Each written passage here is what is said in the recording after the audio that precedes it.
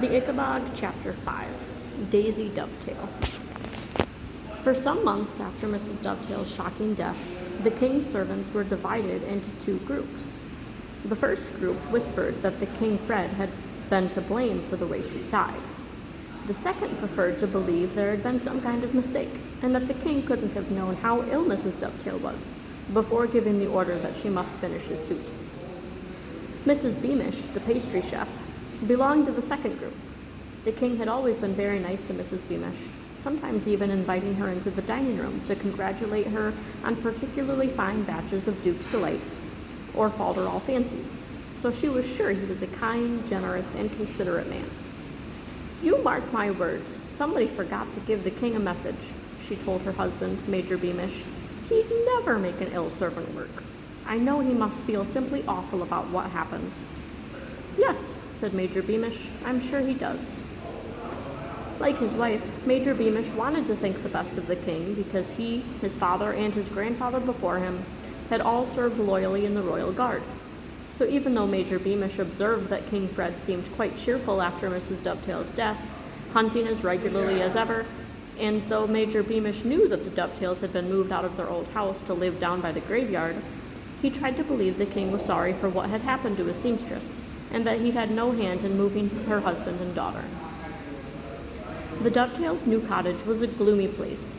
Sunlight was blocked out by the high yew trees that bordered the graveyard, although Daisy's bedroom window gave her a clear view of her mother's grave, through a gap between dark branches. As she no longer lived next door to Bert, Daisy saw less of him in her free time, although Bert went to visit Daisy as often as possible. There was much less room to play in her new garden, but they adjusted their games to fit. What Mr. Dovetail thought about his new house, or the king, nobody knew. He never discussed these matters with his fellow servants, but went quietly about his work, earning the money he needed to support his daughter and raising Daisy as best he could without her mother. Daisy, who liked helping her father in his carpenter's workshop, had always been happiest in coveralls. She was the kind of person who didn't mind getting dirty, and she wasn't very interested in clothes. Yet in the days following the funeral, she wore a different dress every day to take a fresh posy to her mother's grave. While alive, Mrs. Dovetail had always tried to make her daughter look, as she put it, like a little lady, and had made her many beautiful little gowns, sometimes from the offcuts of material that King Fred graciously let her keep, after she'd made his superb costumes.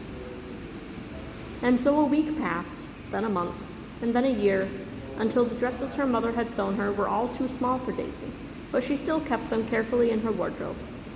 Other people seemed to have forgotten what had happened to Daisy, or had gotten used to the idea of her mother being gone. Daisy pretended that she was used to it too. On the surface, her life returned to something like normal. She helped her father in the workshop, did her schoolwork, and played with her best friend Bert, but they never spoke about her mother, and they never talked about the king. Every night, Daisy lay with her eyes fixed on the distant white headstone shining in the moonlight until she fell asleep.